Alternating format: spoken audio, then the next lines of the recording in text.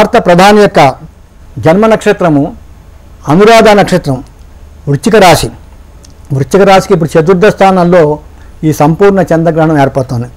కాబట్టి మన భారత ప్రధాని శ్రీ నరేంద్ర మోడీ గారు కూడా ఈ 2025 ఈ సెప్టెంబర్ 7 నుంచి ఈ 2026 ఫిబ్రవరి 2 దాకా కూడా ఆయన ఆరోగ్య విషయంలో చాలా జాగ్రత్తగా ఉండాలి.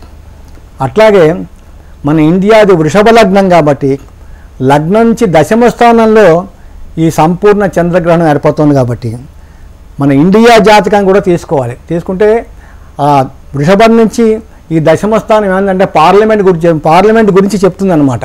Parliament, cabinet ministers, prime ministers దాని గురించి చెప్తుంది.